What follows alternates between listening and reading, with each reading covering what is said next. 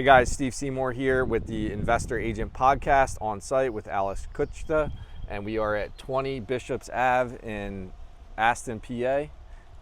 You want to come check it out? Alex, so how did you find this property? Yeah, so we bought it off market. I have a team of cold callers in-house. I have 3 guys. I forget what kind of list we were targeting, but basically this came into our CRM back in, I want to say like January, and we've just been following up with this guy, and he just said he was ready to sell come, I think this was early April. So I came over and got it under contract. All right, so you guys are just prospecting. Correct. And tell me a little bit about the story behind the negotiation on this. This one was a little crazy. So I want to say like back in, I think it was like March, like mid-March, I came to the property. He was locked up by this contractor doing work. I think this was back in October. He signed a contract to get the windows done, the roof, and then I guess the exterior door. And they didn't start the work for 6 months. So he was bonded in this contract that was like a $36,000 contract with a big company, not gonna say their names. And he's just like, I wanna move to Texas. I wanna get out of here. I can't afford it. So I came here, assessed it.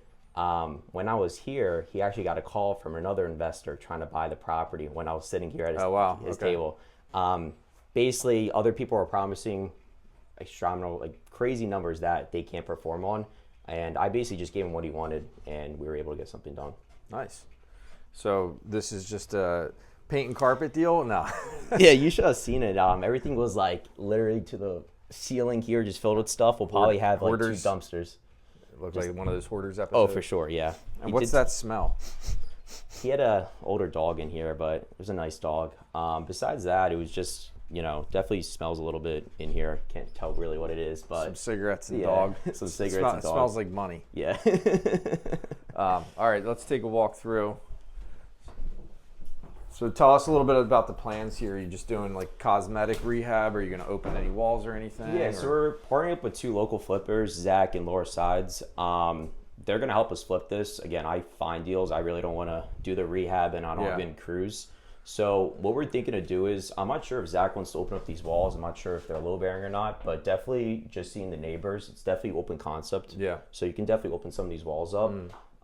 You know, got the kitchen, new kitchen, floors, paint, all that.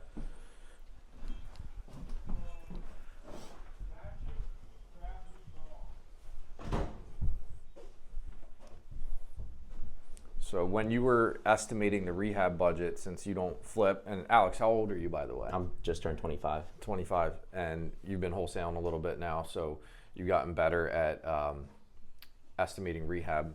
What did you, like, how did you go about calculating the estimate on the rehab for this? I honestly thought that, you know, anything like this, it's basically cosmetics, but again, there's just so much stuff in here, so I'm just like, is there other stuff that I can't see that's wrong with the property? So I was assessing that it would be around like $60,000. $60,000. Zach wants to try to get this done for under 50. Okay. So I'm not sure if he will, but I basically, if I was going to send this out to someone, or if I was to do it myself, I think it would cost us like 60. Yeah, I haven't seen the whole thing yet, but that looks about right, you know, based upon the condition. So. And keep in mind, so we're under the roof, all the windows and exterior doors are going to get replaced by the company. So that's not out of the seller's expense. So that's already paid for. Settled at title. Oh, that's huge. Yeah, exactly. So we just got to mostly just do a cosmetic flip. Okay, great. So it makes it pretty easy for us. And what about like the HVAC and plumbing? I mean, there's ducts and everything, right? Yeah, it doesn't really look like you have to do too much there, right? It's all original. Like, mechanics are a little old. So there might be some little things, but I don't think anything crazy needs to be done. So how much were you thinking on the exit for the sale price? So I underwrote it looking at a few comps. It's weird because some are 3 bedrooms. Ours is a 2-bedroom. So I saw one that was like a 290, but it needed cosmetics. So I'm like, okay, maybe we can get definitely a little bit more. The highest comp I've sold in the past 3-6 months was like 320, 325. So I'm like, that's our best comp. Yeah. One just went under contract for, I think, like 350, 360. Oh, nice. So it's definitely going to be a higher ARV. That helps you, right? Exactly, yeah. Cool. So all right, well, show us around. Should we check out the basement or what's next? Yeah, let's go to the basement. That'll be good. Unless they're, we can squeeze through. Can we go upstairs first? Yeah, since they're working there. Yeah. Got the crew. It's a nice size master. It's nice it's got a balcony too. It's a good size, just you can see it wasn't really cleaned or anything. Little cobwebs, you know. Yeah. then these sliding doors, they're not getting replaced in the quote. I think they're fine though. They open up and everything fine. So I think we're just gonna leave it as is. Yeah. And like how involved are you getting in this? So the way you structure the deal is you're really the wholesaler. Did you get a wholesale fee and some of the upside of the flip, or just all on the upside? So with the new laws in PA, I can't just get an assignment fee now. So what we've done with like our other investors, we always get paid on back end. So I actually closed this under my LLC. Hard money's under our name, but Zach brought the funding. So he brought the funding, and then him and Laura are going to do all the work. So I probably won't step back foot in here until it's done. I got you. Yeah, so it's really you're the flipper versus wholesaling it, and you just brought in a partner to basically manage the project. Correct, yeah. I like it. Leveraging out things that you don't like doing or not necessarily great at, and sticking to your unique strengths on finding deals. With multiple deals going on, it's just I don't want to get too invested in one deal and then let another one slip. Yep. All right. Well, definitely gonna I'm assuming you're gonna gut this, right? Yeah, I think Zach's gutting this for sure. I wouldn't see him really salvaging everything. I mean, possibly glaze the floor, but no, he's definitely I would just demo it and he's definitely new tile. So this is the second bedroom. There's another bathroom over there. It's actually not that bad. Has some wallpaper in there. The styles have changed a little bit. You don't think you're gonna go with like red carpet now, huh? Nah, this is all original. I think he was here for like 30, 40 years. So yeah, nothing has been done to it. So 25, getting into flipping and wholesaling. It's pretty early to get into real estate investing. It's kind of nice. We'll go out here so we don't, but that's what really had you get interested in investing in the first place? Yeah, I used to work an accounting job for like a year.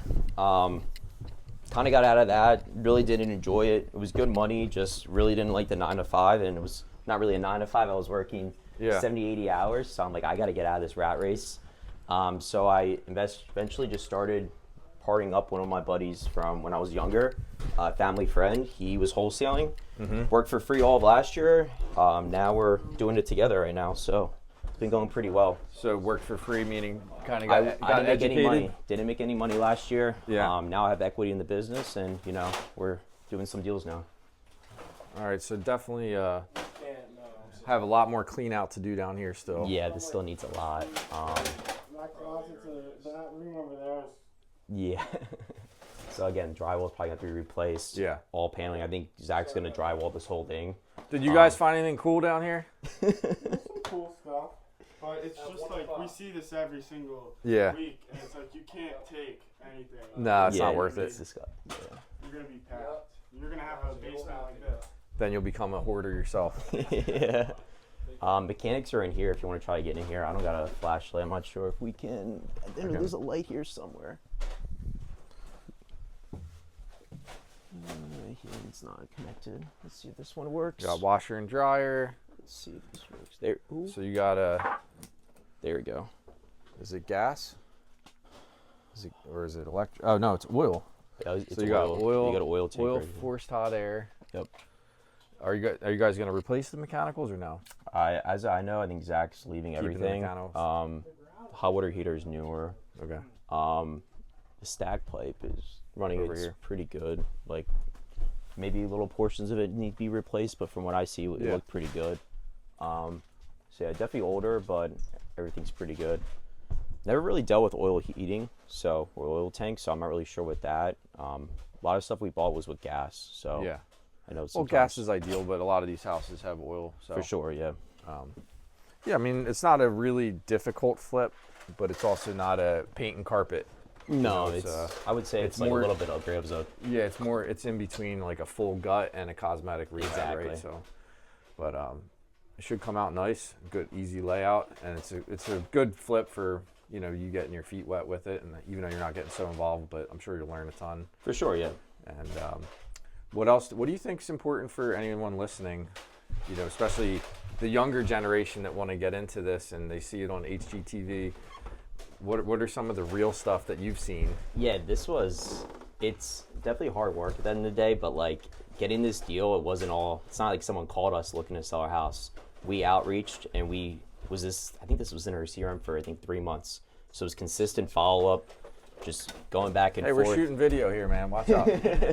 Just kidding. But actually just like going the step above for your client and just like what do they physically want. Yeah. He wanted to close this out at the end of April and he wanted to move to Texas. And So that was very important for him. So I was able to make that happen. And then he was also kind of getting screwed by this company that they didn't start work for 6 months. So I physically drove to Delaware with him, went in person to try to cancel the contract. Wasn't successful, but it showed I actually cared because I truly did care about the situation. Got it.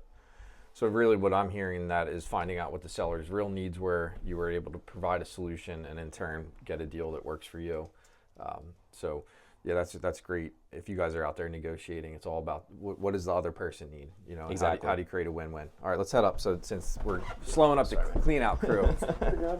All right, so to recap, what did you buy it for? You said around 185? So it was a 185 purchase price. With Okay. closing, we were probably another $10,000 in. So all in about 195. And you're thinking between 50 and 60 on the rehab. That's kind of where the estimate Should be lower on the 50, yeah. And then on the high end was the 350 Correct. on the exit, but maybe 325. 325 Is that worst kind of case. what you're thinking conservatively? Yeah. So it's better than a sharp stick in the eye, is what my dad would say. it's a nice little flip profit, and hopefully you can get out there and get another one. Anything you want to leave the viewers with in terms of just getting started and taking action? I would say if it's someone my age that definitely is like willing to work, I would say is just work for free for someone that knows what they're doing.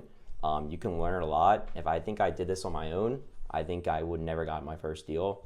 I think last year we did 45 deals, and that was my first year because I had people that were already doing it. Yeah. So I would say is learn from someone, work for free, and either work in their business and add value or try doing it themselves how they did it.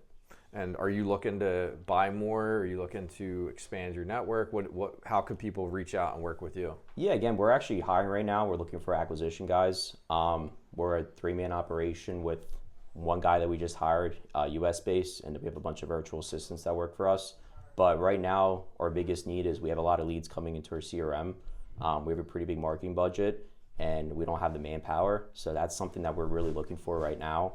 And then also just looking for more deals. So if anyone has any deals, we're in buying as well. We buy North Jersey, New York, and PA. So Awesome. Well, I appreciate you walking through, and thank you for sharing all this because I think it's super helpful, and I'm super excited to see where you take this because you're really just getting started. It's very excited.